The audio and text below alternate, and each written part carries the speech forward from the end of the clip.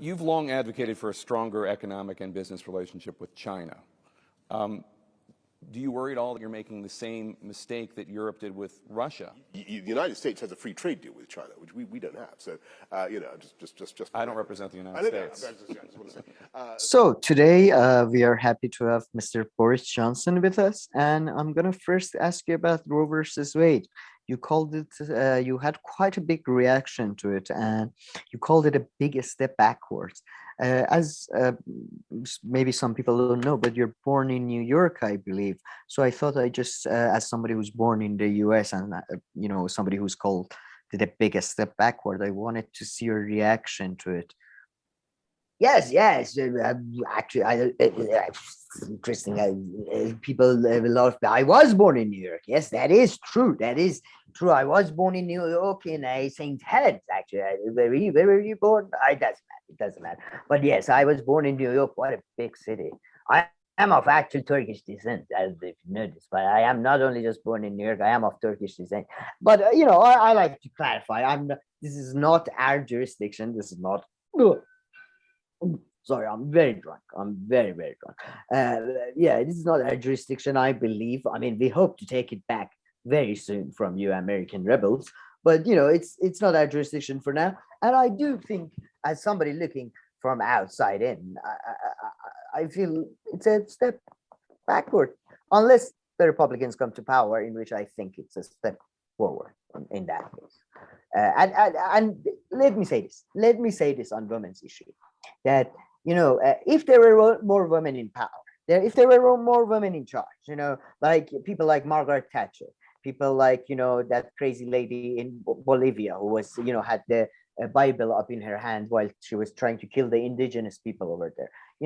Those women, or the crazy MTG, Marjorie Taylor Greene, who's stolen my hairstyle, frankly. Marjorie Taylor Greene, who's, I like her, not a stole. She's been inspired, I hope, by me. I mean, a steal is a strong word, But all these crazy women, if there's more of them, especially, in power, it's so much. I'm sure, you want an example of a toxic masculinity. I'm trying right now to do a strangulation of the left through use of vocabulary they like. So I'm going to say this a couple of times. Toxic masculinity. I do not like toxic masculinity. I don't know what it is, but I don't like it like you guys. So vote for me. You want an perfect example of toxic masculinity? Ukraine. I am sure if Putin were a woman, which he's not. I mean, I find him attractive in certain angles, and he's got But anyway, I have a very, very varied taste. I have a very developed taste, frankly. Well, as far as we know, if he's he's not a woman, then if he was if he was a woman, she wouldn't have. I guess she wouldn't have would be the correct grammatical. But toxic masculinity is bad. Votes. Yes, I get that. I was just wondering if you think it hurts United States as a representative of freedom. Do you think it diminishes us in the eye of the world, and we are not viewed as freedom loving as we really are? Do you think it diminishes us? Oh, no, certainly poppycock, nonsense.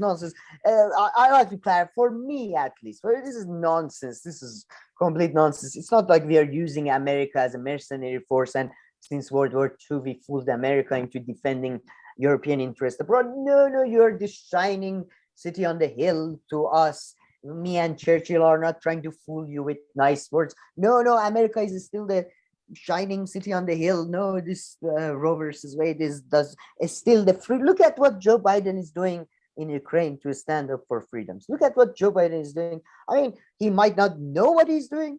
He might not know where he is, what time it is, who he is talking to, but he's doing it through certain mechanisms of puppeteering and stuff.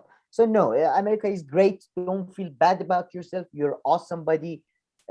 Send us some, cash if you can, whenever you can. I don't want to push you, but So do you think, do you think G7 is meeting, and we have to deal with the Ukraine war and all that? And do you think you can do anything about the inflation? Do you think you can get inflation under control? Yeah, let's look. Let's focus on the positive things. What we've been able to do so far. I know the gas prices, the petrol prices are out of control. Supply, everybody's striking. There's an inflation we haven't seen in 40 years. But let's focus on the positive things. I'm sure we can get it under control. OPEC can help. I have a guy in Middle East. He's a very rich guy, Ali Abdul Akhir. He's a rich guy. He owns a couple of factories. He's guaranteed me he can get through a couple of guys. We were in the Bullingdon Club together. It was from back in the days in Oxford. He's assured me he can talk to his friends. And yeah, sure, we're going to get the inflation under control. And yeah, and it's worth it. Remember, it's worth it. Ukraine is worth it. Just like you who are worth it with Dove. Was that Dove? Oh, or was that L'Oreal? You are worth it. Ukraine is worth it. Worth it. Money, worth it. How about with the whole Ukraine thing? I mean, you recently went to Ukraine and met with President Zelensky, and you warned him about, Ukraine fatigue. Do you think, with the whole Ukraine situation going on, you can get the inflation under control? No.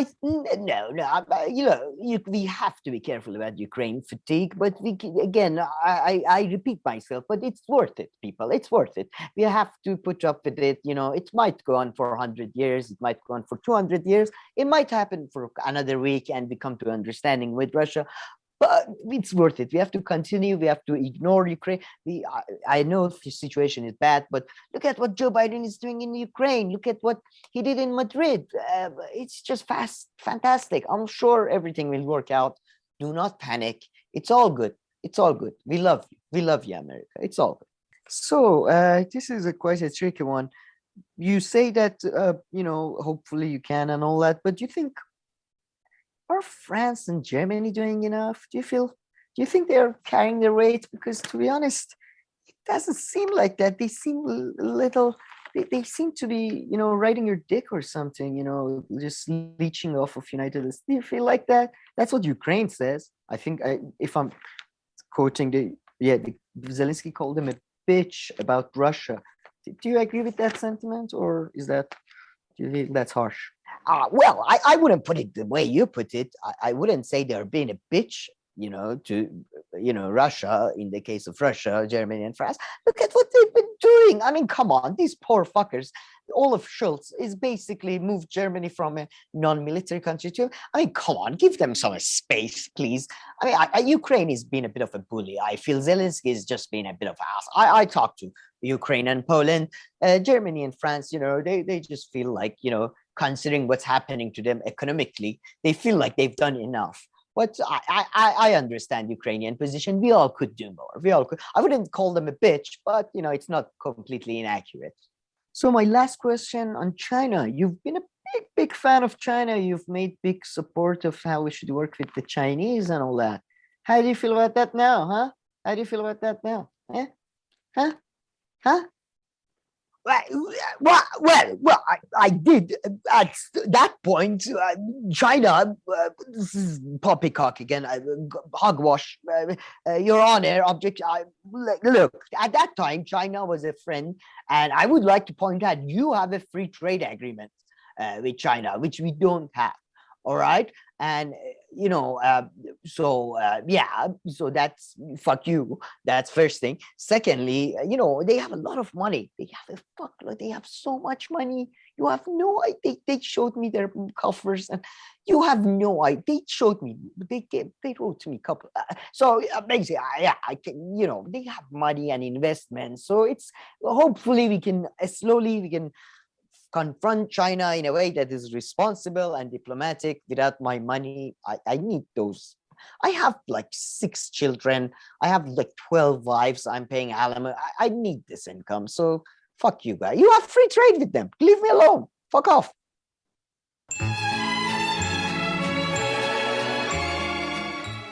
Hello, everyone. Welcome back to Spar and Brawl. I hope you're having a decent day. As always, I'm joined by my co-host Sam. We're back with a new episode of the Four Corners of Geopolitics.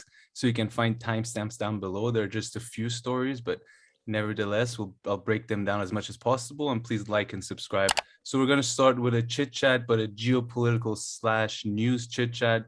Just touch on a few big stories, especially this really strange one from South Africa. Then we're going to move on to our first big story, which is on the G7, has a bunch of sub-stories. Sam, if you want to add anything, please go ahead. And otherwise, our second story is Iran versus the world. So a bunch of, I'm going to say, internal and external stories related to Iran. Anything you want to add, Sam, or No, it's mostly specify? external, I Mostly would say, external. this week. Okay, brilliant. Really sticking to geopolitics, trying to be as much geopolitics as possible. But yeah, let's start off with the chit chat. So Sam, this is the one I was. Yeah, go ahead. You said something about a truck. I don't know. Yeah, so I'll What get to happened? the truck. The truck one, everybody knows that's in the US. But before we get to the truck one, so this is in South Africa. And this is the latest story I kind of found on it. Although it was from 3 to 4 days ago, I don't know how come there isn't, any more updates. Mhm. But the story headline reads, at least 21 teenagers in South Africa tavern die under mysterious circumstances. Tavern? At least 21 teenagers. Sorry. Before the death and all that. Tavern? What Yeah. is that? Like a? Are they different? What is that, medieval South Africa? What is going on? Maybe. That's a bar, right? Yeah. What's yeah. the I don't know. Good question. Tavern is a bar plus brothel. I don't know.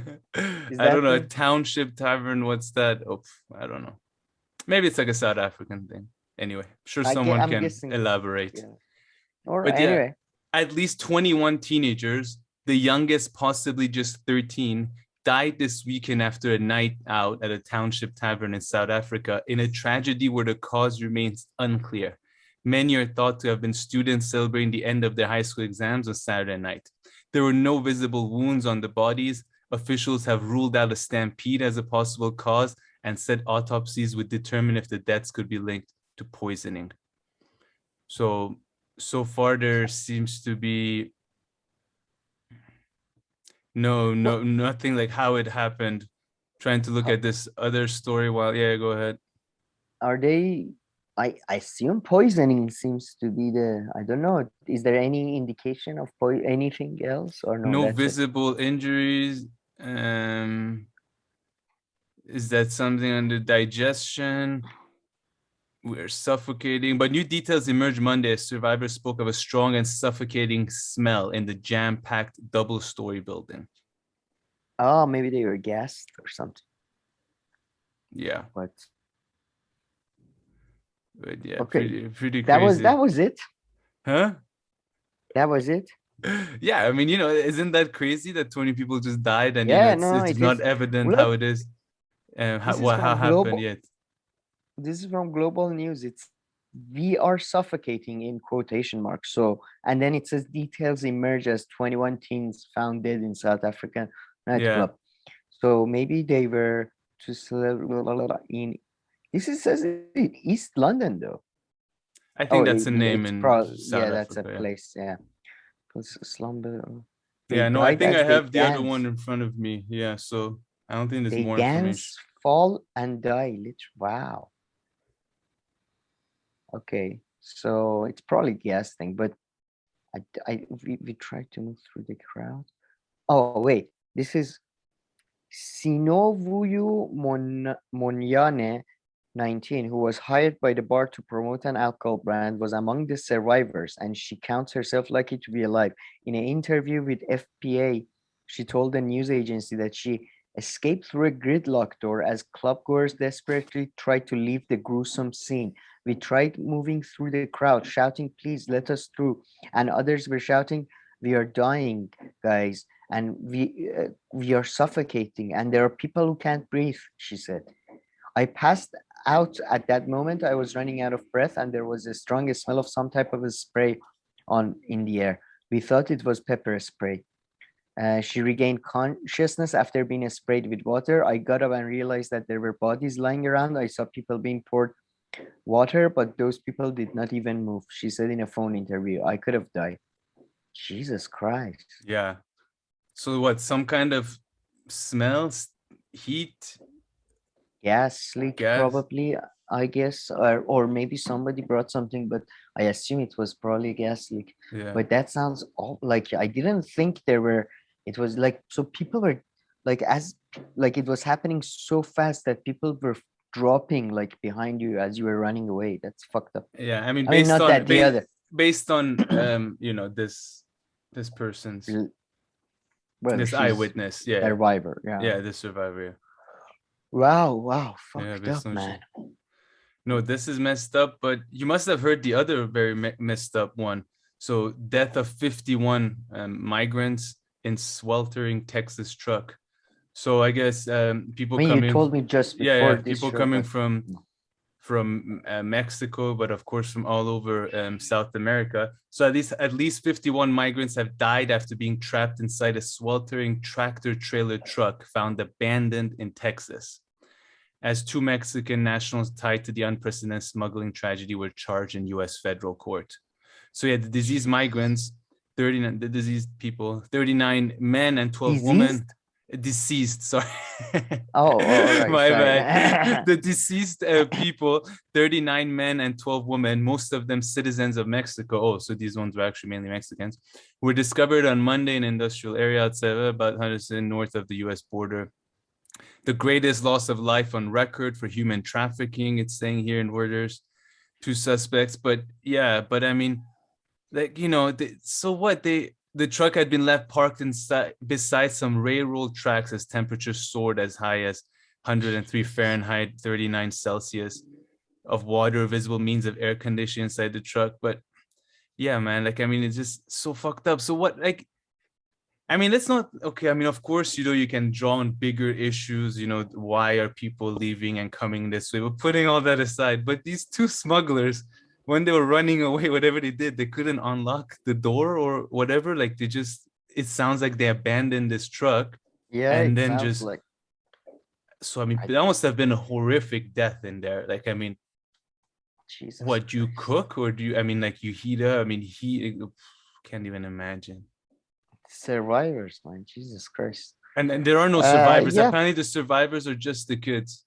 There were some kids, Well, and yeah, apparently they survived. Yeah, those kids must have, yeah.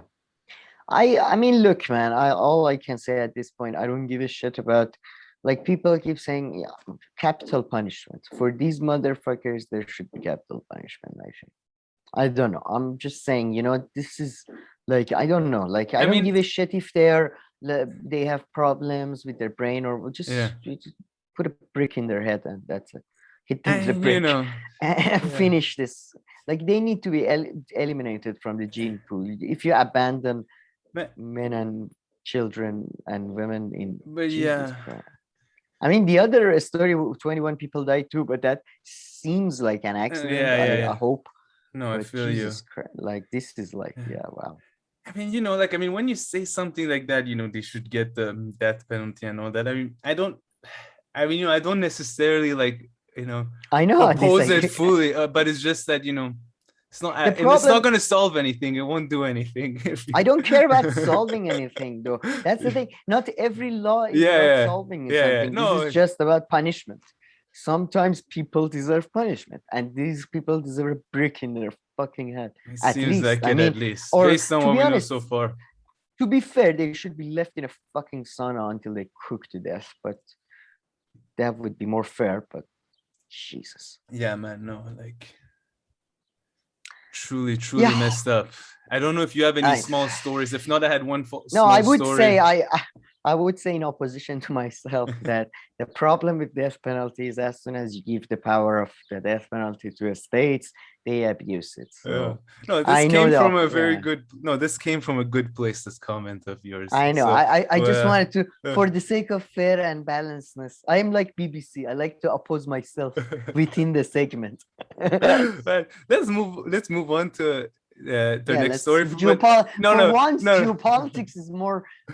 But hold on, I want to just do the DRC thing very quickly. Just talk about that. But before that was good. Yeah, I wanted to mention the other day when we did the Roe v. Wade and abortion and all that, right?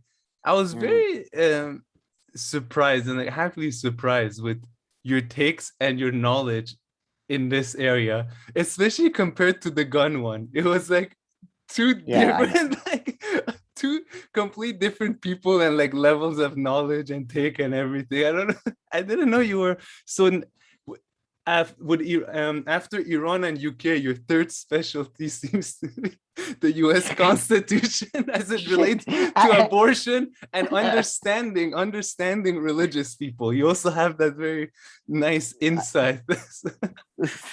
Thank you. Those I are would say interesting specialties.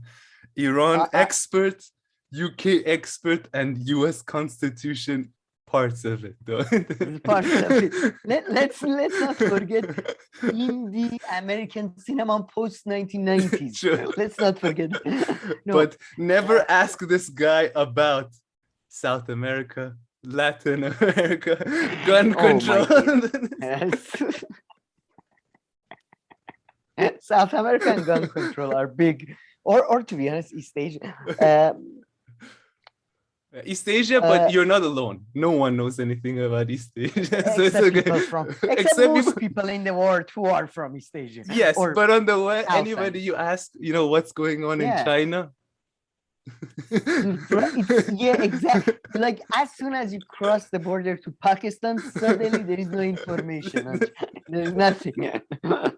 But interesting, you gave me credits for this because somebody left a comment. I don't know if they're a regular viewer or not, but maybe you can edit this later and put it. Somebody said you don't seem to have an understanding of US Constitution. There is a clear process for change in the US Constitution, which I would say no. I know about that. It's called conventions. So through conventions, they can amend the U.S. Constitution. So those are the amendments. Those are how the amendments come in. Yeah, exactly. And the most famous one being the prohibition or the anti-slavery amendment, that type of thing. Yeah. But conventions are very rare in the U.S. So Congress may propose them by a vote of 2/3 of both houses. So 2/3 of both houses, or on the application of the legislature of 2/3 of the states, which, by the way, I believe at the moment, no, not at the moment. This was at the last year of Obama. Things definitely have changed. But in the last year of Obama, for the first time, Republicans came to control almost. It was, I think they were one legislature short of the 2/3 of the states. So Republicans were that close to doing that. Must call a convention to propose them. Then you call a convention, you propose it. And Cenk Uygur, by the way, the guy from Young Turks, before he's Justice, I was going to say Justice League, before his Justice Democrats and his Wolfpack, I believe he was very much in this, like he was trying to get a constitutional convention through the state legislatures, not through the Congress and Senate. And it's almost an impossibility at this point.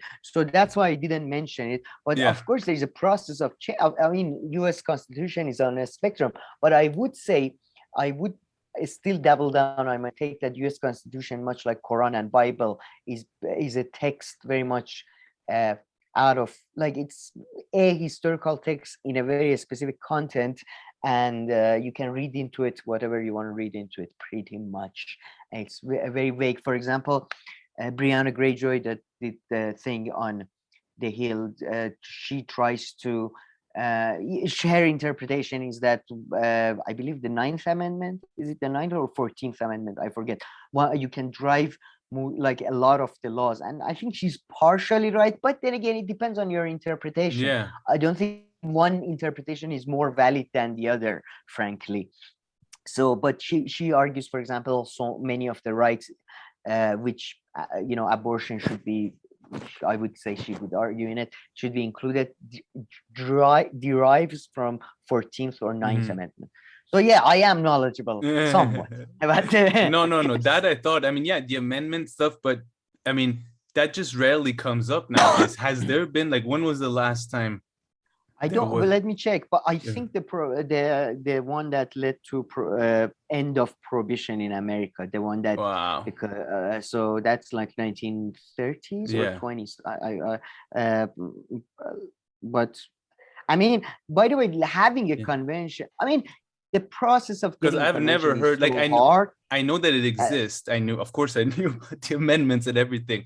But in contemporary politics, you never hear even people floating the idea. It's like Oh, not worth putting it in a sentence, it seems, or am I missing stuff per maybe usual? because it's become so unlikely. Because listen to this. The last amendment, his 27th amendment, was accepted as a validly ratified constitutional amendment on 20th of May 1992, and no court should ever second guess that decision. So it's not actually as, I thought it's. Yeah, I thought it would. And is this like a big one, or more like, I mean, are there different types of amendments? I don't know. I mean, yeah. No, I don't think there are different. I mean, I assume there aren't, but I don't know what this is specifically most unusual.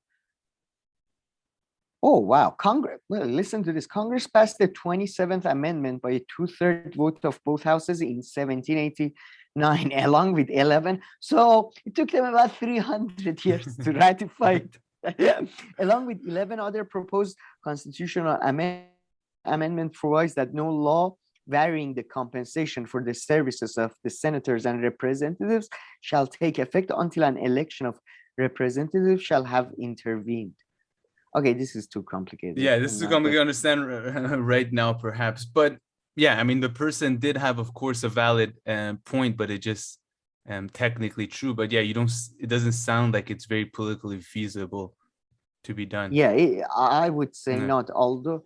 And it's this 27th one seems to have a strange history, but yeah, I mean, I mean, that's a good, like, U.S. Constitution, I think, or any constitution could be improved by making that's why I like the British system again. There is no, like, you can, if you win the parliament, you can do whatever you want. So, that's how it should be, really. I know it's a bit scary. I know people want to have natural or inalienable, but there is no such thing. So it's a fantasy. Give it up. Yeah, man. Have I ever told you? We'll move on. This hilarious story. So when I went to grade 10, that was the first time I went to a school where they would make they would make you take Islamic classes, right? If they thought that you had a Muslim background.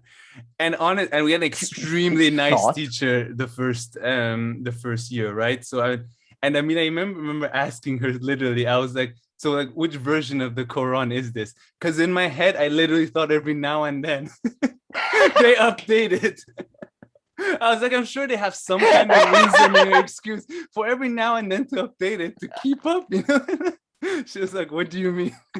I was like, I don't know, this version 3. First edition, Allah himself signed this. Oh my God. Jesus Christ, man. There you go, folks. This is, by the way, this is not stupidity. That's the signs of a rational, logical person. That it only makes sense that there's a new version of a book. No, I am sorry. Every textbook in school, you go, they're like, okay, this is the 2002 edition. Next year is a 2003. Are you comparing Quran with? Okay, wait a minute. Okay, this is especially because a lot of our audience may not know this. This is especially stupid because in Islam there is literally, like, there is only one miracle Islam, and it's Quran. That's like the whole Islam is about the fact that Quran is an unchanging text. It's an unchanging word of God that hasn't changed. Oh, that's like, that's their whole market. How? I don't know how. Nobody told you this. Then someone told me, then I knew. But then there was a really good joke about, I'm a Turk in Iran, so it was about Turk. These good Turks in Iran, that was because Turks are famous for being very bright. They're the Irish of Iran. So, or the Polish if you're in America. So the joke is that a Turkish guy opens a bookshop, but they close it down immediately and he goes to prison. You know why? He puts out Quran 2 arrived. But why would he say that though? Anything to do with Turks though, or no? Oh no, because he wanted, the sequel to Quran. He wanted to sales. No, because they don't get it. You can't do that. No. Because they're historic. Yeah. Don't dissect the joke. But just trying to. Wow, I can't believe I know which teacher I think you're talking about too. I think. No? Yeah, she was extremely nice. Yeah, because we had the one, she was just there that 1 year. Then she left, and then you left too from my school. So it could only be that Oh, one yeah. teacher. Yeah. She was she was very nice. I remember she was so upset with me because she read my essays on Islamic stuff, and I didn't go to classes because I would go to drama class. So she read my essay and it was like, this is written in the way, this is so good, this is written in the way Allah likes. Why don't you believe in that? What is wrong with you? You fucking idiot. You written it so well. She was pissed because, well, I had experience, you know. Yeah. So I knew how to write. So yeah, she was so like disappointed in it, like, oh, come on, just join. Come on, you know this stuff. But you know, at one point I had to take it seriously because I think it was that first year. So all our other exams were like international, but the Islamic exam was like from like the UAE, and you had to pass apparently to go next year. So once I failed, and then I actually had to study. I don't know what I learned, but like the book was tiny and I actually had to study, and I remember like I aced it. So like I did have to learn a bunch of stuff. I mean, now I know quite a few stuff about Islam. Do you? I'm very, to be honest, conventional Islam. Okay, conventional. I don't go Shia or Sunni. I know big narrative. Who's Muhammad? Go on. You're not allowed to Google. True. I don't know who is he. I was gonna say the son of God, but I don't think. Muhammad, he's the last. Oh my God, he's not a son of God. He's the last prophet. He's the last. The prophet of. Yeah, that's his thing. He's last. Yeah, but his son of God is just Jesus. Okay? Yeah, only one kid. And Islam doesn't believe he's a son of God. Yeah. So yeah, you know, that's fascinating. But anyway, stuff. You know Fatima? Do you know what's Fatima's relation to Muhammad or to Ali? Do you know Ali? Yeah, they're like imams, but they're different. Anyway, let's go back to this for a second. We're going to talk about Iran so much. So this happened a week ago, and yeah, but just want to mention it, that remains of Congolese independence leader Lumumba returned home. And this is crazy. So by remains, we mean remain, really, just one piece. Which is a golden tooth. So can you tell that story? That is crazy, right? They killed them like they always do. Like the CIA killed them at the behest of in the 60s at the request of the Belgians. At least that's the official narrative. I mean, I don't know who would listen to the Belgians or take any orders from them, but that's the really tricky part to swallow. That we got a call from this country. I forget the name. Next to France. You know what I'm talking about. Yeah. It's definitely not put up there as a buffer state against the Catholics. It's definitely not that. Actually, you know what? Actually, Belgian beers come from there. That's why they're called Belgian beers. So anyway, we got a call from that region. There was a leopard. There is apparently a leopard that wants us to kill another person. I didn't know leopards allowed to be King Leopold. Yeah, I mean, that's the to believe that they rigged. I mean, I guess this was in 1950s and 60s. US was sort of way of taking over the empire was very much like, we hate empires. Yeah, we hate empires. Let me do this dirty work for you. We give it to you. We don't want, like in Iran, it's when they do the coup d'etat, British lobbied for the coup d'etat, and really they put on much of the effort. After the coup d'etat, when there was a negotiation table, when they are dividing up the oil shares, suddenly the Americans are like, so we feel like we need to have more shares than the British. We feel like, considering that we came in last, it's kind of like World War II repeating itself, that Americans come in last minute. So I feel this was an excuse into Congo, but they killed him, and then I believe it was after he gave a very critical speech of the Belgian rule and stuff, and they dissolved him in Assad, which is that's insane, right? And there was only his gold tooth left. That's dissolve But him. That's what is insane is that they kept the gold tooth, to be honest. I would have yeah, thought if you true. dissolve him in acid, you would melt that shit down or something. I mean, There's what is crazy is we know about this. Really, yeah. but yeah. And like I mean Congo we've talked about a few times and neither of us know too much, but I mean colonialism there was apparently particularly even brutal, and the setup was different. It didn't belong to Belgium, so it belonged to the king. Like, I mean, people weren't allowed to go to schools for decades and things like this. So just Yeah. particularly fucked up. And then yeah, just Belgium. I mean, who would take them seriously? I mean, I guess it was different back then. Yeah. I mean, I can just imagine. Seriously. Like That's the why, by CIA the way, probably I did that genuinely without responding to their email. Like when you email someone like who's high up and stuff, sometimes they don't even respond to you. They can't care. They'll still do it, but they don't even acknowledge you. So they probably they got the request, so like put the phone aside. yeah, But they like what still is went and did gonna it. no, Belgium is generally, like, I really do think sometimes when you look at old Europe, you should really see it as one empire rather than different empires, because like Belgium is a creation of the British state largely. I mean, it's not really a real country. It's as real as Lebanon or Congo, frankly.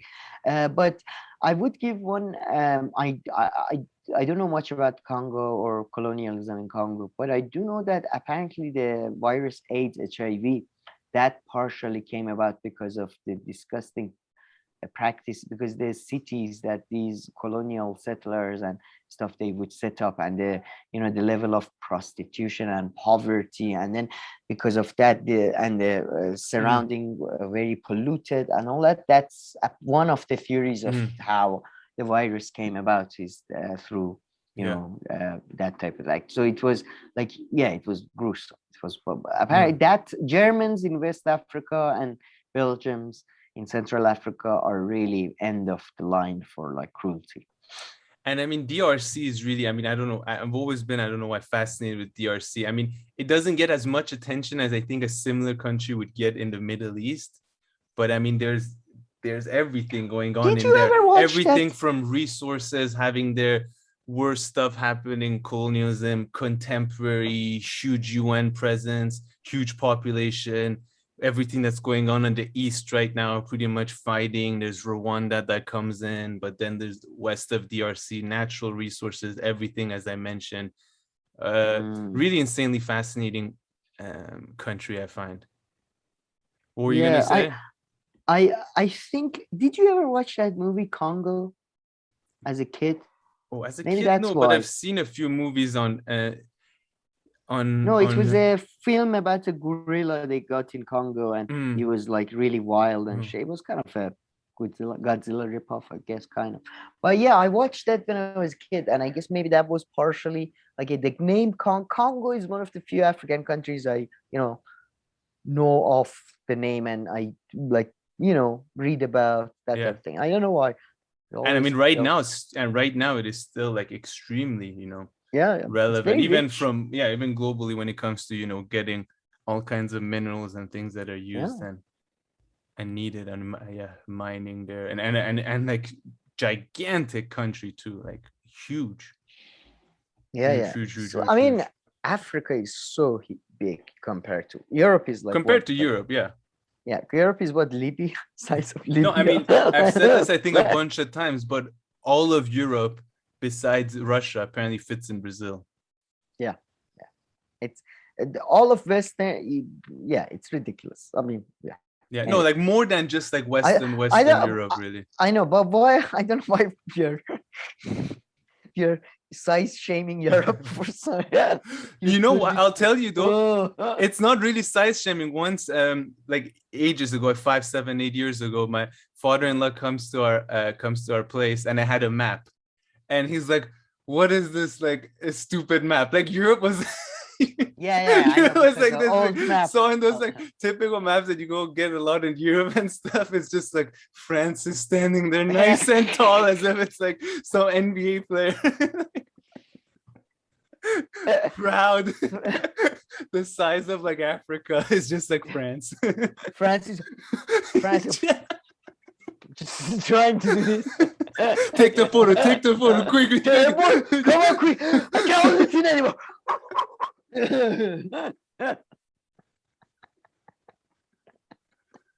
Europe. So yeah, there's some relevance, but all right, let's move on to a big story. Russia could be sitting down like this, and he's more intimidating than whole of Man, Europe. Russia, so they big. stopped like drawing it at one point. They're like Russia, Moscow. They're like, and it continues. Okay, Yeah. it goes this way. I love it. Dot. I'm pretty sure in the north, everybody like draws it like differently. Like somebody goes like that. Somebody, who's gonna check? Like who's gonna? Oh, this is not accurate. Canada, the same probably. I would assume the northern parts of it. Who's checking? This is not really accurate. You know. Well, check. As you covered last week, they fight over like rocks and stuff between Denmark. Yeah, the Danish are checking. They're sending people with whiskey bottles. Oh my god! All right, man, let's Europe move is on so to our main stories.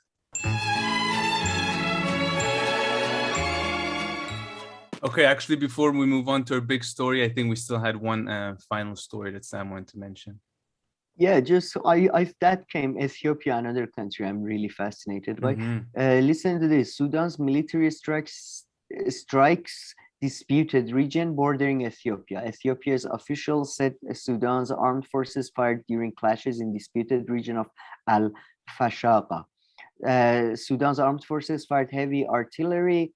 Sudan was able to capture Jabal Kala al-Laban, an area near the contested border, on Tuesday following an artillery barrage and an air raid, according to anonymous Sudanese military sources speaking to Reuters. So on Monday, Ethiopia denied Sudan's accusation that its army had captured and executed 7 Sudanese soldiers and a civilian, instead blaming the killings on a local fighter group. So I would imagine the Ethiopian version makes more sense, but the Sudanese government sees the opportunity that's what I would imagine any country would do. Like, if you have a disputed region, there is because there is civil war in Ethiopia and that type of thing. There is they come over the border, and you sort of have the perfect excuse to go in with your genuine with your unified military. Although I don't know how unified Sudan is. That's another question. But yeah, that's interesting stuff. So and people were warning, African leaders were we're urging both sides to calm down and not the situation evolve into a more conflict. And exactly. And have you been following at all Ethiopia? Like, I mean, we haven't spoken about it in months. I don't even know if we even. Last time was a couple of weeks ago, and Abiy Ahmed's side seems to be more again, like it's a stale, like it seemed to be on a truce, but not truce, just like they're on like level. But then his side seems to be doing better. I saw an article I saved, I haven't read it, about Abiy Ahmed's nationalism and Christian nationalism and how that's tearing Ethiopia apart.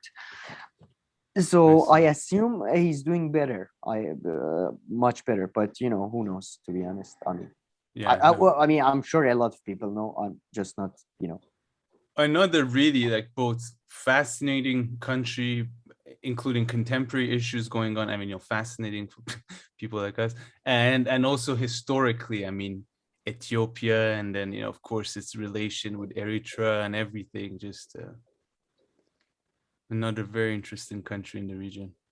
Yeah, Ethiopia. I mean, I'm especially interested in it because it is genuine. The most, you could argue that about Egypt to an extent, but Ethiopia is the most genuine, never colonized, basically. It's like China, Iran to an extent. But listen to this is from Voice of America. So take this for now, America seems to be against Abiy Ahmed, according to some reporters, and it's very mixed. We don't know, but it seems to be. Even when we were following the story closely a while ago, and Aaron Mate and others were following it, it was really hard to find out like where the US fell, right? It just seemed like they were fine with, they were just letting the situation develop. So I wouldn't be surprised if it's still ambiguous, really. Yeah. But like the Gray Zone reporter was saying Mhm. that, they are more Yeah. anti-Abiy than pro-Abiy. But we don't know. But this is from VOA, a couple of articles. This is from 2 weeks ago. In Ethiopia's civil war, thousands of jailed Tigrayans endured a squalor and disease. So it seems that Ethiopian central government is winning. This is also from 2 weeks ago. Ethiopian PM's committee created to negotiate with Tigray forces. So I'm guessing they've pushed them back, but they haven't defeated them. So, and there is one from Financial Times. After the war ends, can Ethiopia's economic miracle get back on track? So I assume, the central government is on a stronger position. I see. No, that makes sense. I mean, yeah, I think that was the last things we had heard about it too. And I mean, we just mentioned the US, from afar, without being anywhere near an expert whatsoever on the US relation with Africa, they just seem to be so careless. Not careless as in careless. Towards Africa, I mean, they just seem to like not care much, with different nations in Africa or the continent. I mean, it was talk about they don't have a strategy, but I always hear like the embassy positions or these kind of, or like the special appointment positions for African countries are often like empty, like, even a year or two into the Biden one, like for DRC, they don't even have a special representative in or something. It's not, if I'm not mistaken, like one of those. Yeah, exactly. I'd heard it like that. So they just seem to be, so like relaxed and careless towards Africa. I mean, they increase some troops, decrease troops, do some fighting here, do some fighting there. But I know that they have presence and they do that, but they just seem to be so like. I would say there is a number of reasons. One is the like empire fatigue, as I like to call it, which is just empires. I mean, it's a bit of a stupid feel, but there is a bit of truth to it that empires or any structure after a while comes to, they become too obsessed with their own internal squabbles and all that to, care about this wider strategy and all that. Let's say internal issues become more important. Then you also have a degeneration as, failed sons take over, sort of capable evil fathers, that type of thing. The system has become more corrupt. All of that, but put aside all of that, in Africa, they don't need to. They take that into account as well, because there is such a lack of infrastructure. For example, there is such a lack of media presence. They can do much more things clandestinely, which, they do. So they don't need to be, engaged so much there, I guess. And it's not like their private companies struggle to get, contracts for mining and resources and all this. So just very relaxed for them. Yeah. If they were more focused, the private companies of American background would probably do better than the Chinese or the Russians or whoever. But still, they still have so many other advantages that they don't care about that. Exactly. Yeah. No, that makes sense. I think so anyway. Yeah. But yeah, that was a small story about it. Yeah.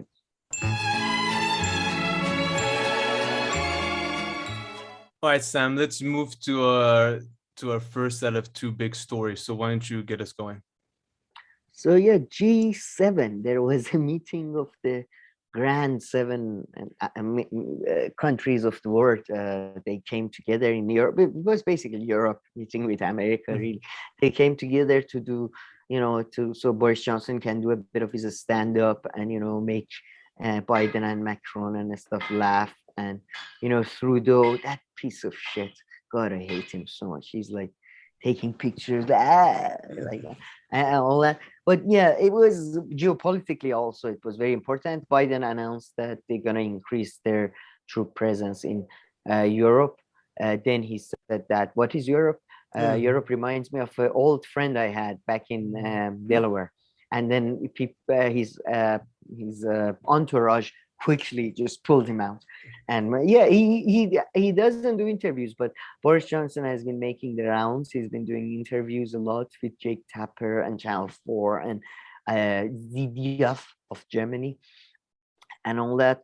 It's been, it's been pretty much as you expected. They've, they're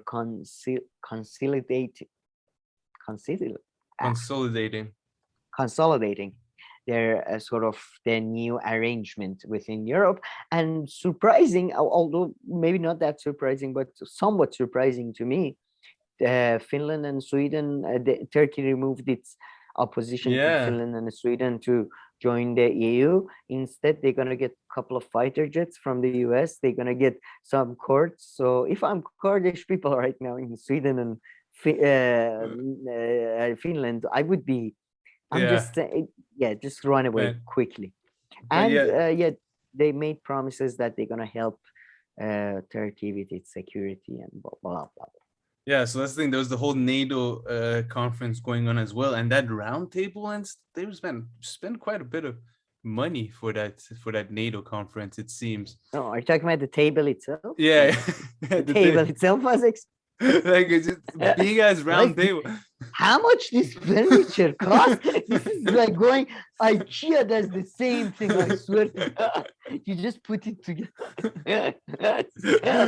I love your angle.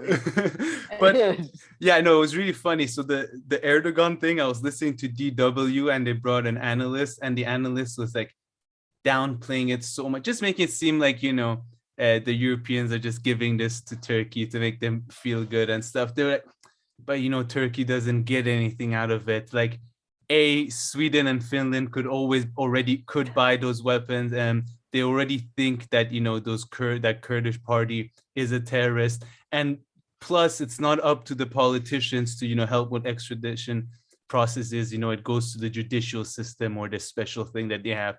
So the person just like downplayed it so much, but I was like, I'm sure Erdogan, I'm sure they got something out of it on top of the image of looking like, hey, I made NATO stop, and when I was fine with it, now we're allowing these two people. So just the optics of it by itself is great, and how he framed it in Turkey, and then probably a few things here and there. I'm sure he got one or two things out of the Europeans and the Americans besides buying and selling weapons and all this. And it made him seem like but it was good for him. It was like it's like, fine, you guys don't let me in the EU and all this, but here you've let me in, so we're gonna show that kind of that we have some power and influence. And that's the problem they have in Turkey is that Turkey is in NATO but not in EU. So it's like it's part of the better organization. Like, my friend here, America, is gonna beat you. But I think it was mostly optics, but the jet fighters help as well, because Turkey is thinking long term about Greece and Balkans, delicious Balkans, but then and delicious Caucasus. So there's and delicious Syria. There there is talks that they might go to northern Syria and all that. So Turkey is very much thinking of delicious future grabs. And that was, but I was surprised. I thought they're gonna linger on a bit longer, but they got it done. Well, no, true, that was the best part of the thing was, besides there was the whole bit where at least Channel 4, they edited all these different leaders coming, and you could tell by their, so you had Boris Johnson first go, this is fantastic, we had a fantastic, it was bloody awful, we agreed that we're going to do a Shakespearean sort of a rise of it's going to be NATO, is going to be great. So you had him, and then he was so happy. Then you had Lithuanian guy, he he's more like those Lithuanian, Latvia countries. There is a lot of racism, especially towards Russians. There's this is the last chance to stop the Russians. We will kill all the Russians. The Russians will not take it. This is our last hope for this. And then you had the German guy between these two poles, the poor Olaf Scholz, man. Light was fucking reflecting from his head like it was like a laser. I swear, I'm sure previous cameras just went like that. And he was just he was talking. He was the only one talking in German. Guten Tagen. We contributed $100 billion just this year. And we're gonna do more. Yes, this is great for our security. And German people are happy, so happy to be joining this. It's just so funny. I would Did you hear about anything else? Did you hear about some of the tidbits? No, not about that. I have something slightly. I've told you about this about Johnson, but we'll get to that. I think your stuff is more relevant. I have a little funny thing at the end about Boris Johnson. I'll mention it after. Macron also had a bit of a moment in the sun. His 15 minutes of fame. This is, by the way, my French. This is my highly fluent. Did you not hear about the leak? There was a leak between Macron and Biden. He was talking to him. It almost seems like a planned leak potentially, but maybe because it's so weird because Macron insists on talking to him outside, and then Biden people are like, "Let's go in, sir. Let's go in. Let's go in." And then no. Well, let me say another point, and the point is that I'm busy. And then they're like, "Let's go in. I think it's better to go in, sir." And you're right. We go. So and then he's talking about he talked to Emirati leader, MBZ or whatever, and he said he's at full capacity at least for now, and Saudi Arabia maximum they can increase their oil output by 100,000 or something barrels, not by much, at least for the next 6 months. So that's the 2 points I think he said there's another point about the Russian oil, but then it got cut off by the guy saying let's go in. But so which was a sort of I guess it was like you can't count on GCC too much on which is Trito Parsi wrote that fantastic article on MSNBC, and he went on the Hill and he talked about how at this point, even if oil, like Saudis don't have the capacity to actually change the oil market, so most of this fear mongering over Saudi Arabia and stuff is fear mongering. Saudi Arabia is not in charge of the oil market right now, at least, or at least their influence will be marginal if added to the current. Yeah, because they're looking for a drastic impact, right? And yes, exactly. No, 100%, and that's what I was thinking from the get-go. Also, that that the Biden administration also doesn't want to lose that excuse. Also, that so if because if you go ahead and say, "Oh, we did everything we can now with the Saudis," then the prices don't go down, and then what? You sucked their dick, and it's still they came on. They should explore the suitcase scheme that I told them last time. Each of them go get 2 barrels. Bring it back to the US, add it to the market. See how Iranian style smuggling. Listen, if their grandma brings 2 bags. Exactly. Get your grandmother to go to America. Business class. Business. You can take up to 40 kilos. 40 liters of gas. Sure. Biden standing outside. What's the Air Force? Is that the thing? Is it's like they're unloading the oil right now as we speak. We have 10 barrels. It could work though, because sometimes when we are trying to, my friends or somebody's trying to smuggle alcohol inside Iran, they use old people because they never check old people, like if you put something in their handbag and stuff. So Joe Biden saying, if you wanted the old like all this out, okay, go through, sir. We don't need to security check. We touch you too much, you probably fall apart. Go through. It's okay, sir. It's okay. Your luggage, whatever. It's 80 kilo over, man. I had no idea, man. Jill, man. Jill is packed. Jill loves shopping, man. We went to this Emirati mall in Jeddah, and she couldn't stop, man. And then they're like, "Oh, Jesus Christ. Okay, go through. We are not going to charge you anything. Just go through." You're right. That's the best strategy. You get gas back into US. I'm telling you. Yeah. But yeah, what else you got that here? was Macron. Sorry, I'm just going to check my notes.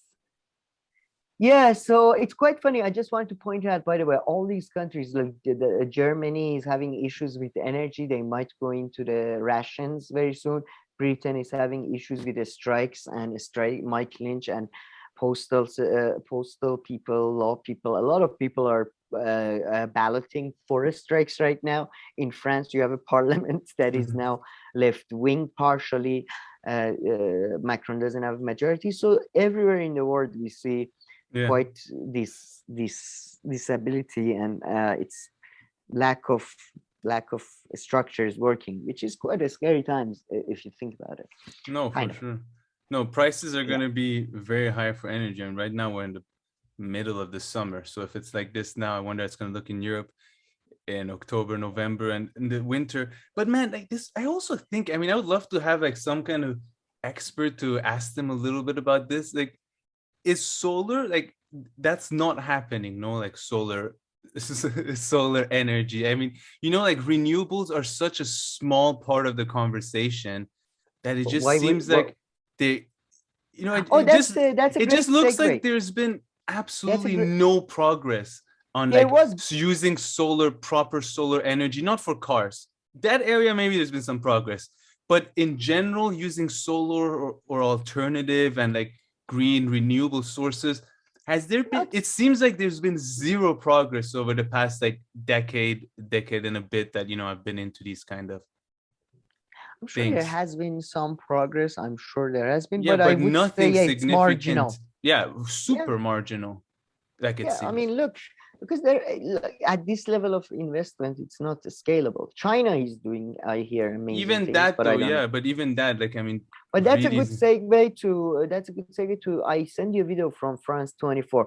And look, I know we all hate mainstream media, blah blah blah, but I must say, man, the level of fucking expert they bring, even when you disagree with their experts, France 24, DW, and BBC are specific examples, is not like, you have a European mainstream and they're awful people, but they give you like information with their awful takes.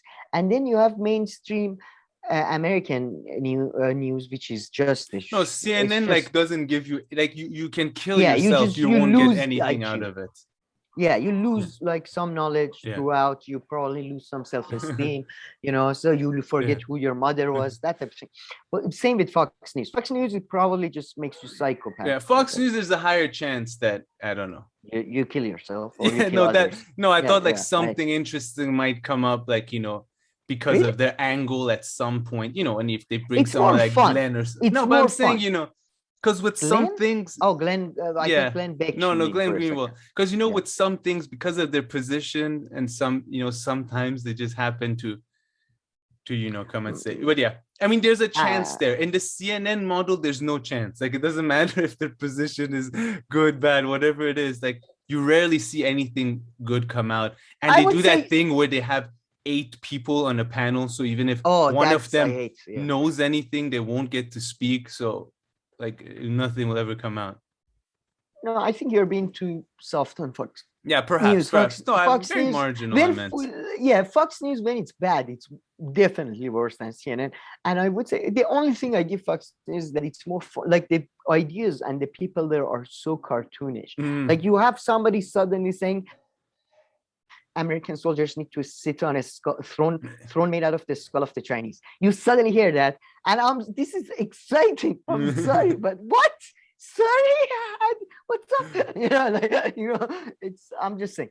But anyway, my point was that compare this with the non-mainstream things we seen on YouTube, and I've given up completely after last 2 weeks on the Hill and Breaking Points and some other channel. I'm completely given up on the sort of leftist YouTube thing on foreign policy. They are children, man. Like, unless I'm not talking about RJ Escow or Matt Taibbi, Glenn Green, Glenn, but fucking Breaking Points and the Hill and stuff. Compare them to these French guys. They were all anti, for example, Russia, but the way they analyzed Ukrainian oil situation, there's a great France 24 foresight, and there is one guy who's about environmentalism, and he's like, at this stage we are really past the point that we can do anything about environmental issues. There doesn't seem to be any political will or any talks about it at this point. We are really we should be focusing on damage minimization and that type of thing.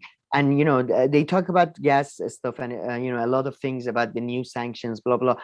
All they said all of this is for political show. The whole G7 ramping up the sanctions, blah blah. They said that in the long term it's gonna hurt Russia, but for now it's still like as effective as it's been for the last few weeks and all that. But they were so like they knew what they were talking about. They weren't just some idiot, like not some unknowledgeable, even a smart person that is just throwing around. Oh, why don't they do this? Oh, why doesn't America ask Zelensky to get rid of Nazis? Or why doesn't like it's stupid ass like things like that you knew they were on the side of NATO, don't get me wrong. Why doesn't America ask you? No, and anyway. I completely agree with you. I mean, on these kind of channels, I mean, don't get me wrong, you listen to the DW's like main kind of main stories that they put on, and their documentaries on Russia and Ukraine and all that, absolute trash. However, when they put different panels, and it's not like every panel is good always, but no, their documentaries, no, I'm not talking about their middle of news documentaries. They had this is they definitely have some good documentaries, but I mean, just like about Africa, about Afghanistan, but on Russia and Ukraine, they're like so bad on those kind of human stories. DW is awful, so bad on those. But if not, you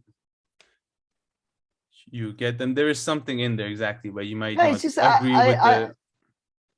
A lot of it's just well-intentionedness sometimes is not enough, or you know what I mean, I'm just anyway. No, I agree with you there. So I don't know if you have anything else here to say, but you mentioned Johnson, so I could jump in with something, but I don't know. Go ahead with Johnson, and then I have two fun articles to mention. Really, I'm not going to read from them much. They're very short. One is from our friends in the Guardian, and one is from our friends on the Washington Post.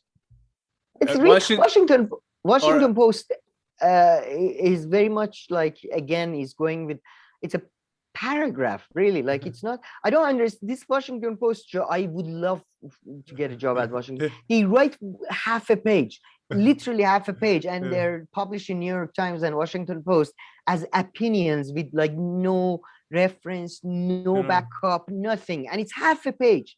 It's good for them. Like, well done. I like Washington Post since a few things have happened. That would be a great place to work. You can go like harass your boss, like slap your boss in the back of the head as you walk in the morning. Hey, it was your fault. I got this one.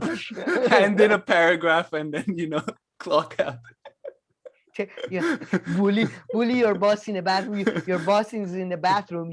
Taylor Lawrence just goes in, gives Jeff Bezos a veggie, just like no.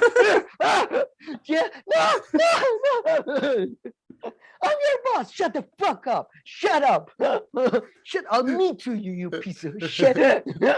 Puts his head into the bathroom. No, you're right. That's good. Yeah.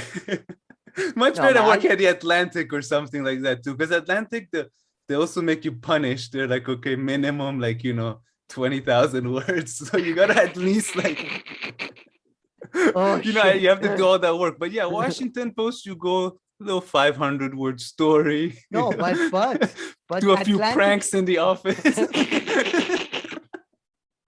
arm wrestle It's like the Jackass. It's like the Jackass movie series. Somebody's having like fireworks out of their ass. I mean, for this past 2 weeks, this is what it seemed like. Like, honestly, like their management sends a memo, one puts it on Twitter with like emojis and making fun of it. They're probably paying well too, you know. Yeah, great place to go if you can get a job there. No. I mean, to be fair, at Atlantic, you have to write 22,000 words, but you have peace of mind and workplace safety. In Washington Post, it has. I think that's why they're so short. They're just like, oh my god, water ball. You have to finish it quickly. Oh, I'm pissing on your computer now. What are you gonna do? What are you gonna do? Just Taylor pissing on your computer. I assume this is how it works. I'm pretty sure. I'm pretty sure. At this point, based on what we Dave Weigel. Yeah. But speaking of ridiculousness and stupidity, so Boris Johnson says, if Putin were a woman, he would not have invaded. Oh, you haven't seen that interview? That's great. Yeah. So let me get the quotes from him. Where are the quotes from him? Wait, whoa. Oh yeah, there we go. Speaking of toxic masculinity, the clear example of a toxic masculinity is Putin. As opposed to me, a man with 6 children out of wedlock and 7 wives who are after me for alimony. But listen, he literally said that though, literally. So speaking after the G7 summit, Boris Johnson gave an interview to German broadcasters he said, you need more women in positions of power. If Putin was a woman, which he obviously isn't, thank you for that, Boris, but if he were, I really don't think he would have embarked on a crazy macho war invasion and violence in the way that he has. Man, if you want a perfect example of toxic masculinity, it's what he's doing in Ukraine. I mean, Jesus Christ. He said, I swear to God, he said, if Putin was a woman, which obviously is not. It was almost like a question. I know there are cultural differences between Russia and the UK. I don't want to assume anything.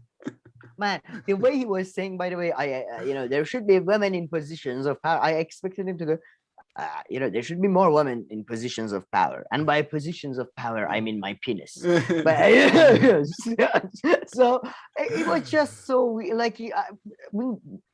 it's such a parody. But I must say, I have a soft spot for Boris Johnson because when he's performing, he's almost winking to the audience. He's breaking the fourth wall. He's like, this is an example of toxic. I'm sorry, I can't say. I am toxic masculinity, like a living embodiment. So I don't, So I kind of like him for that. He's just like, he's not like Olaf Scholz and Biden. All these people pretend to, like it's their actor. Oh no, I'm an honest guy, man. We're trying to do good. It's just with him, it's so apparent. It's kind of like Trump. I kind of enjoy his. But isn't there fantastic?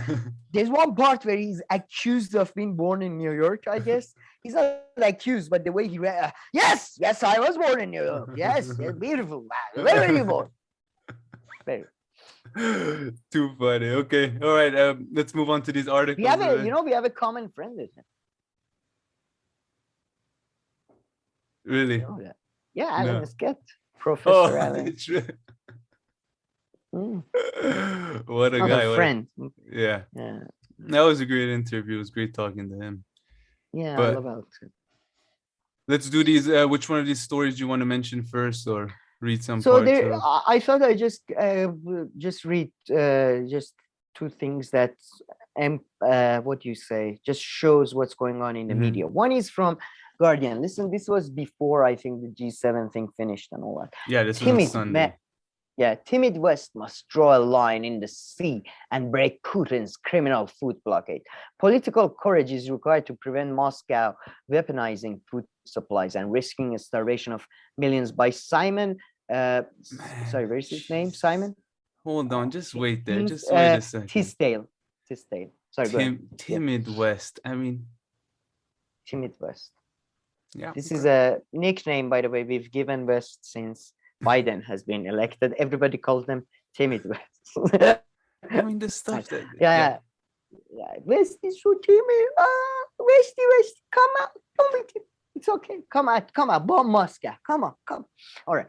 How much longer can the Western powers delay decisive action to break Russia's illegal Black Sea food blockade?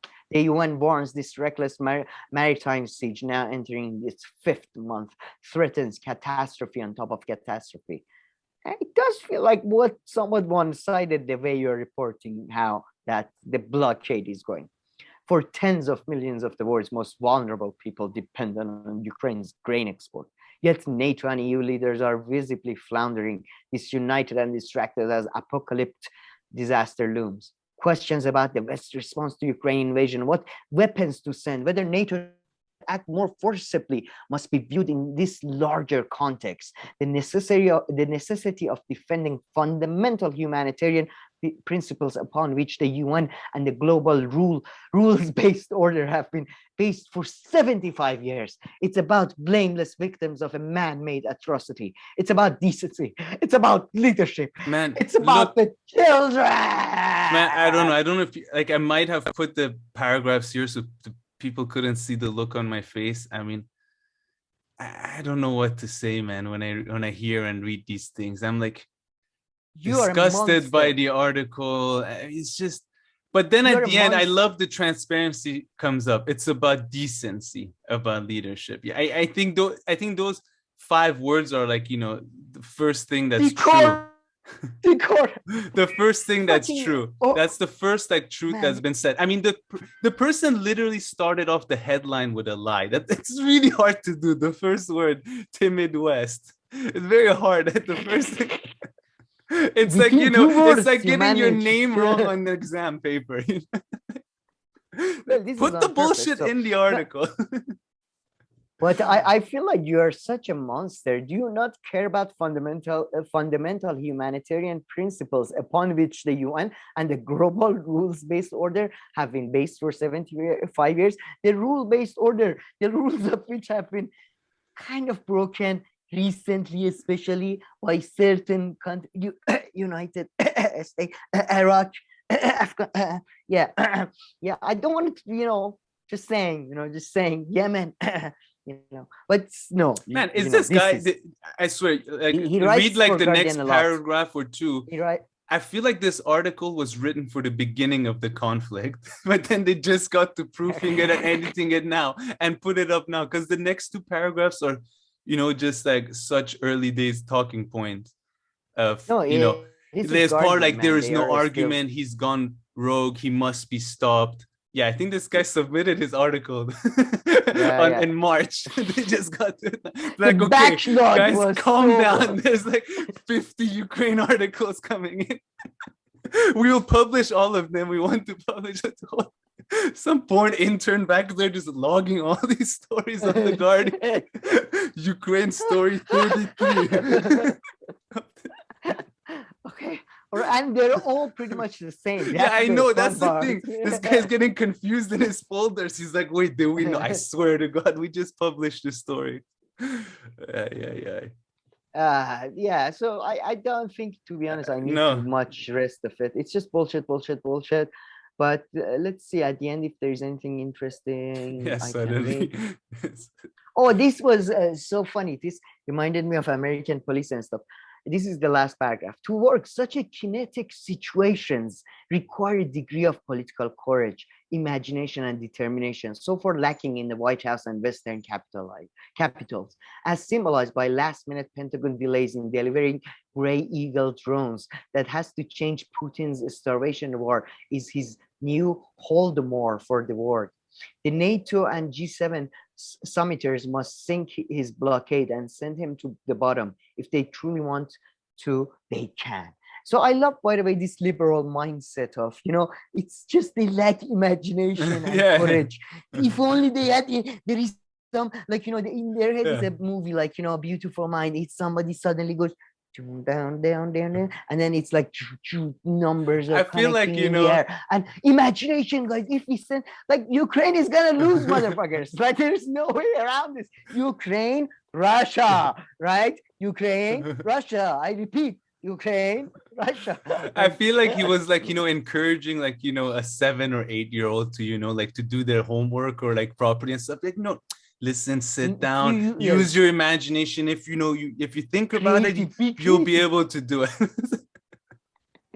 Try to be creative, Einstein said imagination is the real measure of intelligence. Yes, okay, buddy. Yeah, but imagination is not going to help me with these bullets coming through my head.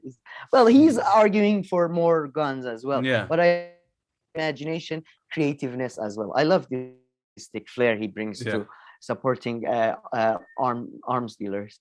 But can't be too tough on this story. Except the mentions of the G7 and NATO summit, there's a good chance he wrote this story 2 months ago. There is, so there is this article or paragraph by the Washington Post. Opinion is united on Ukraine. Good, but plenty could still go wrong. Oh, Jesus. Tell us, David Ignatius. Tell us what could go wrong. Brussels, in the heat of the action between the 7 arms dealers from France and there is 2 arms dealers from Britain. You are moving towards the American arms supplier over there. Brussels. These motherfuckers, they get to travel for this job. So he was not in the office. He was not being harassed by Taylor.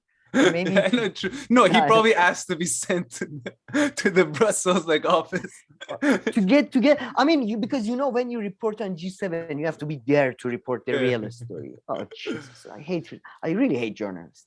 NATO solidarity was on display at a summit meeting this week in Madrid. One after another, officials pledged to stay the course and combat Russian President Vladimir Putin's invasion of Ukraine. But as this war bleeds into summer and civilians continue to perish in horrific rocket attacks, NATO needs to ask how its strategy might fail.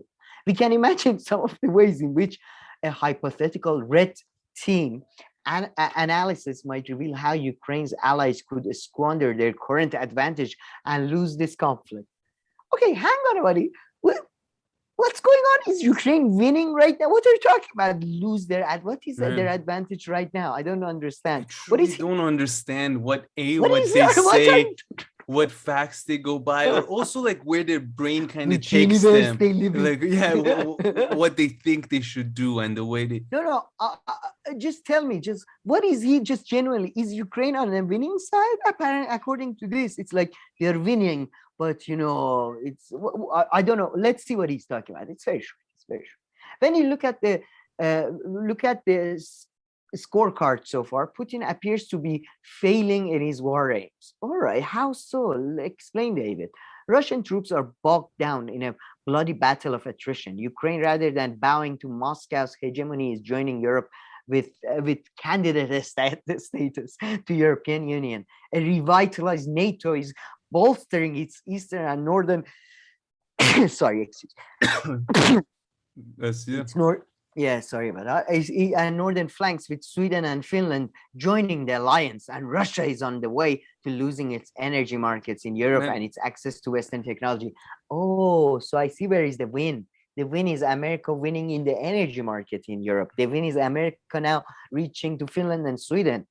That's the win. Perhaps, but honestly, I already made this joke, but once again, this guy's article seems like it came out 2 to 3 months late, especially when the first sentence of that third paragraph, when you look at the scorecard, Putin appears to be failing in his war aims. Russian troops are bogged down in a bloody battle of attrition.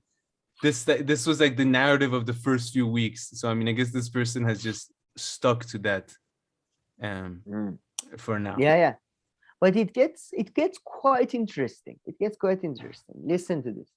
The West is sending an unmistakable message to Putin. President Biden asserted in Madrid on Wednesday the Pentagon plans to send an Army Corps headquarters to Poland, more U.S. troops to the Baltic states and Romania, 2 more Navy destroyers to Spain, and 2 more squadrons of F-35s to Britain. F-35s, by the way, I don't know about that. That's not gonna really help And boost 2 so Navy much as destroyers to Spain. no, but the F-35s are famously not very good, so that Yeah. could be a damage. But this But is like what the I- most like random grocery list ever. And they're like two Navy destroyers to Spain, 2 F-35s to Britain, like one thing here, one thing there. I mean, do 2 Navy destroyers in Spain, does that do anything to Russia? I don't know. I mean, Baltic and the other one, Finland, stuff, Poland, that would be important. But then the article took an interesting turn. It talks about some of the other bullshit they're trying to do, easing, food shortages, blah, blah. But then 4 paragraphs to the last, suddenly it says, one way to lose wars is through unwise provocations. Lithuania's recent decision to block transit to the neighboring Russian enclave of Kaliningrad was meant to enforce EU sanctions. But was it sensible? Several Europeans and US officials told me they were dubious, since the move could provoke a Russian counterattack and then a Lithuanian invocation of NATO's Article 5 Mutual Defense Pact. By the way, NATO's like, don't get us involved. Whatever yeah, you want. that is so fun. Look, man, look, You do Lithuania, whatever you listen. want. Listen. Yeah, listen, you motherfucker. We are doing good. We are selling weapons. We are increasing our presence. The profits of the arm companies are going up. I swear to God, if you get us to it, and I love how it says, because listen to this. Yes, listen to this specific. Then a Lithuanian invocation of NATO's Article 5 Mutual Defense Pact. Invocation, because as experts on NATO would know, the invocation is not enough. There is this bullshit around that if a NATO country is attacked, US must defend it. That is not the case. When a NATO country is attacked, it's invoked. That is, the Article 5 is invoked by them, and then US can make the choice to defend them or not. You know, it's I see. So you know what I mean? Yeah. I'm pretty sure US would never, for example, gotta go to war for Turkey, but they gotta go to war for Finland, even if it's not part of NATO. So it's all bullshit. So Lithuania, don't, be fucking careful, okay? They'll be like, fine, you want our help? We're gonna flood your country with Turkish soldiers. They're part of NATO. Yeah. They're coming. Military bases with Turkish soldiers. Yeah. How do you like brown skinned people? How do you feel about exactly.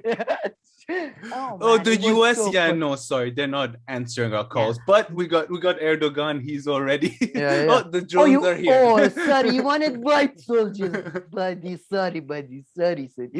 No, I love how they're like. I can imagine Blinken or somebody just taking their Lithuanian. Just shut the fuck up, like, don't they start anything, right? You have the Russians where we want them. Don't fuck this up for me, okay? So this is the article basically saying Lithuania, don't fuck it up. If Ukraine can stop I passed. NATO is right to avoid direct attacks on Russia that might lead to a catastrophic nuclear escalation. No shit, buddy. But that doesn't mean Ukraine shouldn't fight back. You fight. You go ahead and fight. I don't think I shouldn't get involved. But if you want to go get beaten the shit out of you, I think that's the morally right decision, in my opinion, as an observer. Very, very, very far. I like to be. Can you stop for 5 minutes? I'm just gonna run. It's so obvious. Fight back. But that doesn't mean Ukraine shouldn't fight back against missiles fired from inside Russia. If Putin uses his territory as a sanctuary for launching rockets in an unprovoked illegal war, the protection of his border dissolves. If Ukraine can stop Russia on battlefield, it will have to decide eventually what kind of settlement it wants, since an unconditional surrender by nuclear-armed Russia is unlikely. But the diplomatic moment is probably a long way off.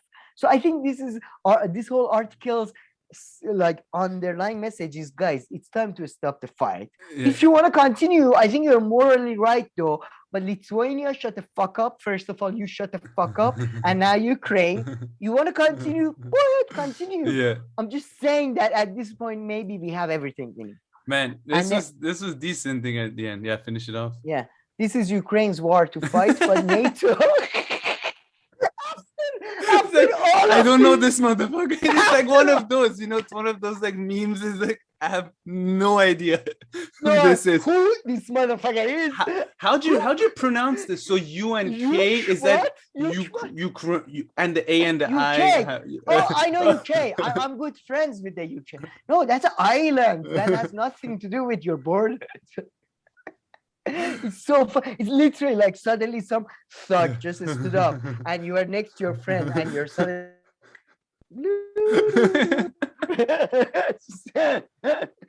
this is Ukraine's war to fight. But NATO needs to plan its strategy as if the alliance's own credibility and survival were at stake. But it's not. So I understood this article. So actually you said the article was short. It wasn't that short. I think for the Washington Post, it was a bit longer than usual. So I don't think the editors made it to those last 3 to 4 paragraphs. Maybe. So I think this is some undercover guy, the David guy. He started it with, NATO Solidarity Summit. Everyone is happy. Oh, okay. So maybe but it's interesting last few paragraphs. No, it's a subtle message to the friends of the coalition that, guys, don't buy the hype. Like this cheerleading is to convince our people. Your people don't take this shit. First of all, again, Lithuania, shut the fuck up. You're not allowed to talk. Shut up, all right? And Ukraine, you can fight. We support you as long as we can. But But listen, I feel bad for you. Here's the business card of Erdogan. If anything, you just give him a call directly. If he wants to help you, call him. If they don't answer, they call back the next day. I have to go deal with Bugulu boys, if you don't mind. So, Proud Boys, there is a January 6th committee. I've been told it's fascinating. I have to be there. There. It has the same effect as Xanax, I've been told. So, Or if Erdogan doesn't pick up, give Macron a call. He likes to be a middle guy. He'll put you guys in touch. He'll put you in touch. He loves Moscow. Macron's already on his way to Lithuania. No, I'm coming. I would love I'm loving the idiots in Ukraine like me in Iran who are reading Washington Post and reading this and going, so far the article is good, very good. What? Sorry, what happened? It's Ukraine's what? Ukraine's what? Oh, we might not be there. What?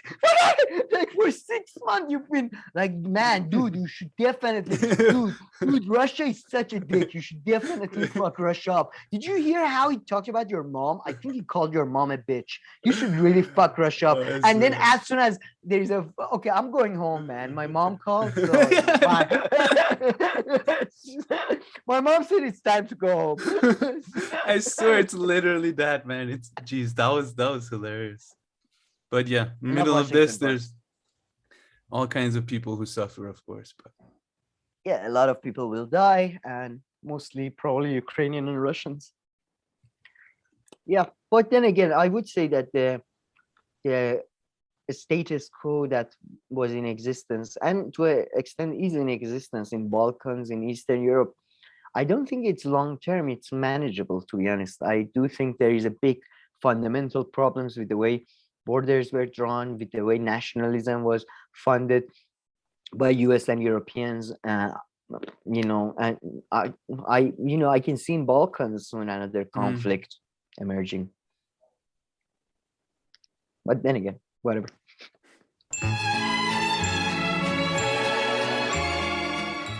All right, Sam, let's move on to our next story. What do you have for us?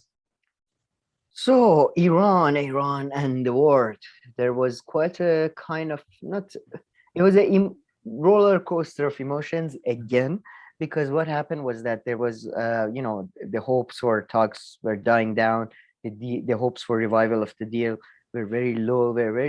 Then there was this report there, Iran and US gonna talk indirectly in Doha, Qatar. Yeah, I heard that. Through Europe. Then Borrell, the guy from IAEA, I think he's the head, I forget, or he's the inspector, I forget. He went to Doha and then he came to Tehran for indirect talks between Tehran and dollar went down in Iran for a while. And then the next day he announced there was no significant progress. The dollar went up.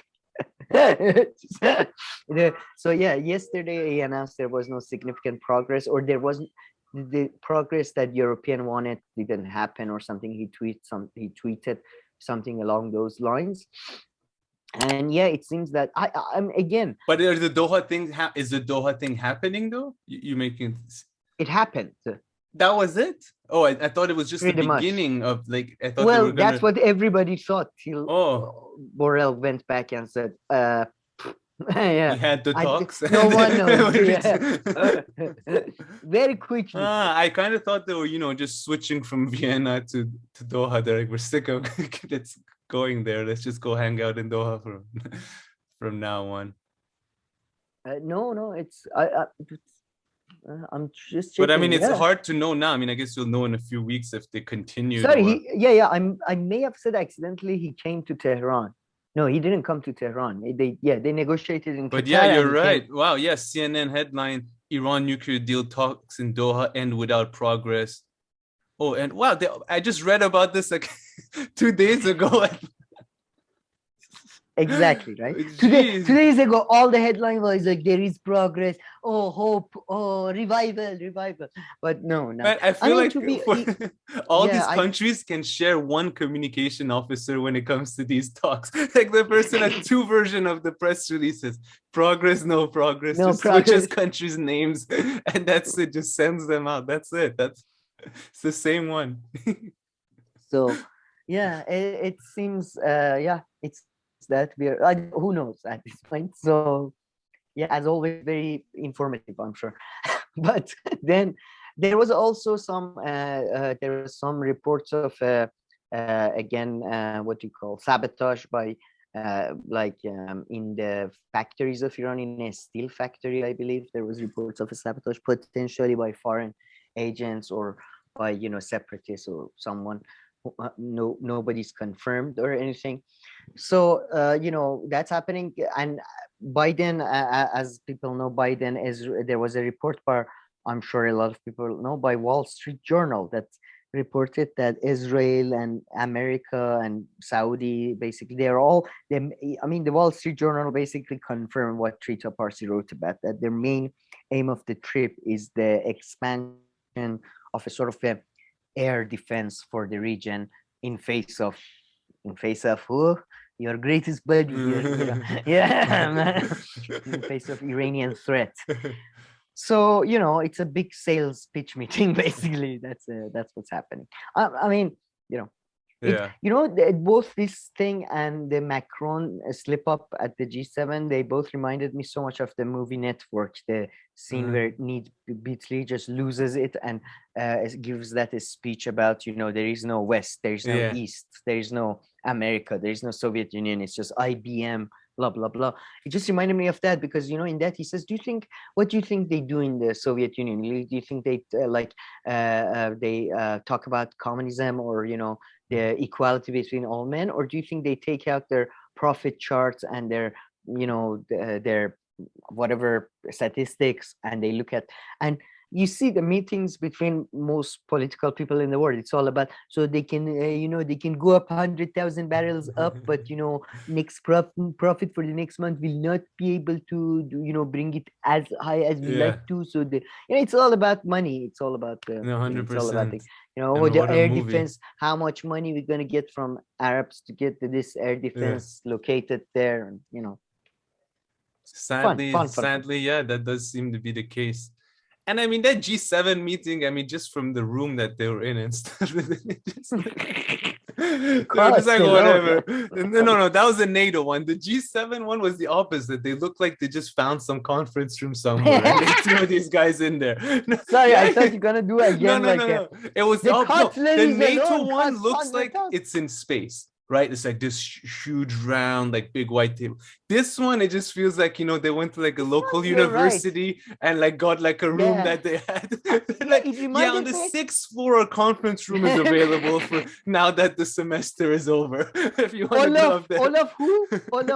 Olaf Schultz, the new chancellor of Olaf Schultz. We don't really. Oh, Schultz. Yeah, with a but C. no problem. Okay, as long as you have the permission, it's okay with us. Yeah, go ahead, please. The room is open.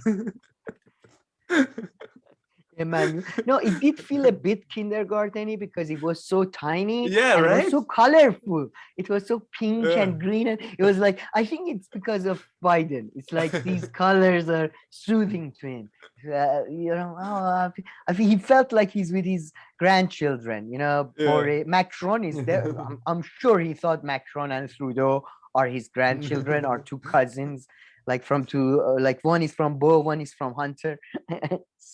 Man, Guys, you guys didn't don't- see World War II, man. You guys, Man. Joe, neither did you really. What? No, what? No, True, I true, did. but I did. No, I remember when I was walking down, when I was protesting with Nelson Mandela in South Africa. I remember, man, it was so tough. We were fighting these cops. You were on the side of cops back then, Joe. Just shh. No, man. No. I'm pretty sure he thought Trudeau is his nephew, he's his grandson or something. No. But yeah, it was. Yeah, man. Again, I feel so bad for Olaf Scholz too. Has there ever been a just right as he was coming into the chancellorship, he got neutered? It's like, this is great. Give Germany, us your ball. Your balls clip. Germany hasn't had a problem for 6 decades. No, not for 6, but let's say 4 decades. So I look forward to, leading this country next day. Boom. Shit. Yeah. Oh, gas prices double? Interesting. Wow, interesting. So all that social program. Okay. All right. Yeah. But anyway, so have this all, Iran and Israel are fighting. Israel is losing its, and I don't know if you know this, but Israel is going into election again. That was So too funny, man. Yeah, Yair Lapid and Naftali Bennett's coalition fell apart finally because I believe it was over extending legal rights to settlers or something along those lines. Yeah. So Yair Lapid is going to be the caretaker prime minister, and the most likely outcome is your old friend. He's been working on his drawings apparently. Now Yeah. they're 3D. Yeah.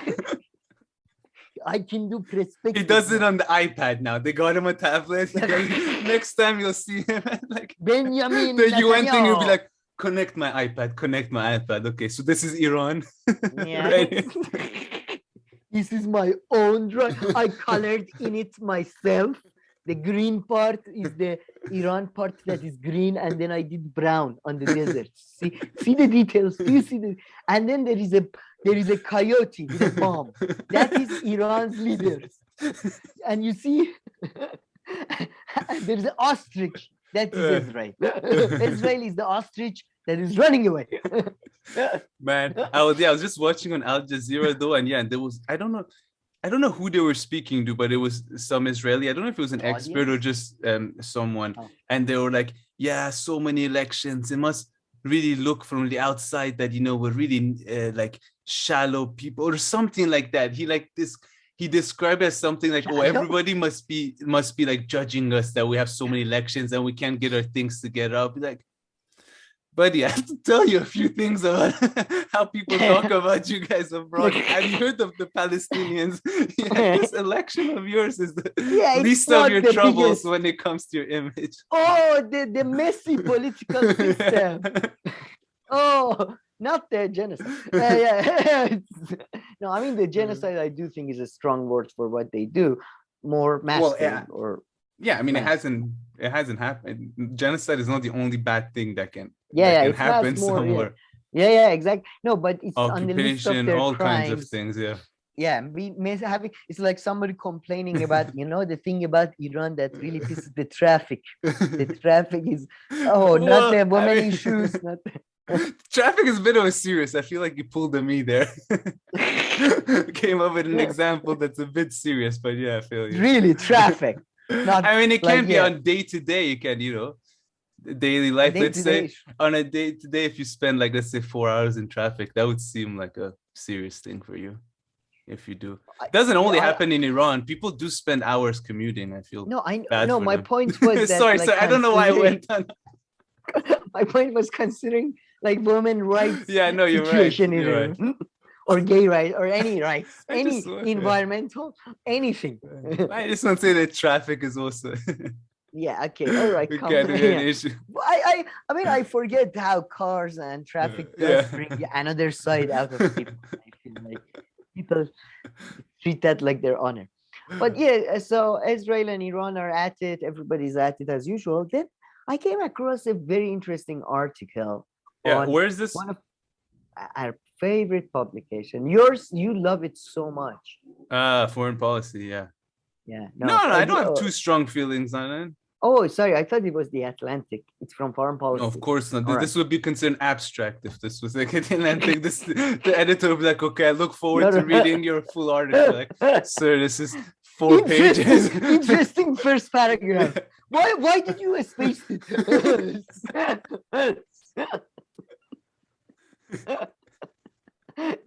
Yeah, Atlantic really has burned you, hasn't it? All right, listen to this. I mean, I wonder how many other countries get to be talked about this way. I found this article somewhat offensive. I don't want to become a Karen or anything, but it was a bit offensive, I found. And I tell you what part. From the specifically. headline, I kind of see why, but yeah, go ahead. Yeah. Why does Israel keep assassinating Iranian officials? Question mark. Because it works. Hey, Jesus. fair enough. Fair enough. Fair enough. Well, yeah. I mean, look, you can say targeting senior leaders critical to an enemy program makes a strategic sense from Israel's perspective. Speaking right, truth. but, I mean, like that. Yeah, I mean, yeah, I can't argue so far. Like you can make, and to be fair to her, I guess, yeah, Iran could say the same though, couldn't they? But on September, but the analogy really pisses me off. So this is where, on September 11, 1962, German rocket scientist Heinz Krug disappeared from his office in Munich, never to be seen again. Like several other veterans of the Nazi missile program, Krug was working for the Egyptian government of Jamal Abdel Nasser, whose nation had already fought 2 wars with the young state of Israel. The backstory is long and complicated, involving Benito Mussolini, Eva Peron, and hidden Nazi gold. But the short version is that the Mossad, Israeli chief intelligence agency, recruited a Nazi once close to Adolf Hitler to knock Krug off. But although it might have been Israel's most film noir-worthy tale of assassination, it certainly wasn't its last. This year in late May and June, 7 individuals affiliated with Iran's Islamic Revolutionary Guard Corps, including 2 colonels, were killed in a separate incidents. Iran, unsurprisingly, has fingered the Mossad in the most of the deaths. So this, and it goes to give another examples of Israeli operation against Nazis. But this is extremely offensive. You know, I mean, I know they're bringing up the Egyptian. Yeah, exactly. They tried to water it down a bit. Yeah, with the Egyptian example. But the reality is that Iran was a country that accepted refugees.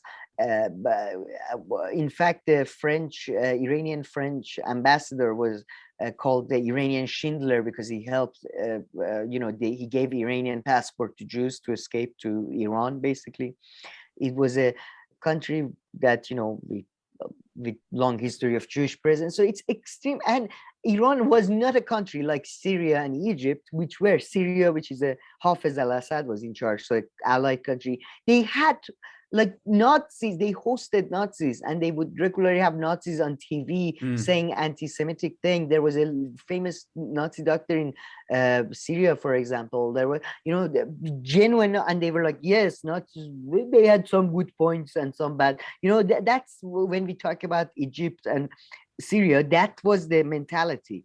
In Iran, that's just not like, in Iran, it's kind of like America. There is anti-Semitism, I'm sure, but you will never ever on TV or something you hear somebody say anything like that Hitler had some good points. Like, it's just never, just never happens, So I find that very offensive and very annoying. So, and the whole article is bullshit. She's just like, she's basically justifying it as a tool of a statecraft. Yeah. And saying that, well, they have to do it. So I got interested. I was like, who is this person with such interesting, interesting and beautiful views, such transparent too, like not. Yeah. I mean, the headline is Very So good and clear. accurate. Yeah. Yeah, pretty much. So her name is Daniela Pleteca, right? She's the first clue was in the article. Yeah. A distinguished senior fellow at the American Enterprise Institute. All right. So she has a Wikipedia page. She's a conservative commentator. Interestingly, surprisingly, she's been a supporter of Iraq War. What a Oh, wow. surprise. Yeah. What a surprise there. She's also defended the use of torture on special circumstances. Just a lovely person. Lovely person. She's also been one of the few conservatives that has managed to alienate other conservatives at American Institute of Enterprise. Beautiful. They hate her too. So, it's kind of going the Felicia Sonmez. Yeah, no, she's I'm just looking at her pictures now. She's all over MSNBC. Yeah. But the best part comes, this is on her Wikipedia page. Pleteca rejects the scientific consensus on climate change. Global warming. Yes, she has argued that there is a hysteria over the topic of climate change, and the mainstream media narrative fails to account for global cooling. Pleteca falsely claimed that 2016 and 2017 were the two coldest years on record over a 100-year period. In fact, climate data show those 2 years to be among the warmest years. So she's just lovely. And she was, and her husband Stephen Raidmaker, he worked for the Bush administration. So. Raidmaker? Yeah, of course he did. With that name, he was Assistant Secretary of State for International Security and Non-Proliferation, including head of Bureau of Arms Control in the administration of President George W. Bush. So he's an arms dealer. Yeah, no, I'm technically speaking, he's an attorney and a lobbyist. Yeah, sure. And she's Australian. That's interesting. Yeah, she was born in Australia, but raised in Boston. I don't know why I said Boston like that. Yeah, Boston. Defends the use of torture. Wow. So this article, like, she's amazing. She's probably had to take out like the graphics from it. She's like, yeah, I'd also like to submit these pictures that the editor's looking at pictures of torture and shit. It's like, yeah, no, we'll take care of the images. We'll take it from there. She's like, oh, this assassination photo is one of my favorites. You don't want. Okay, I have more material if you guys ever want. Yeah, if we're ever gonna write a horror fiction story, we'll give you a call. Realistic horror.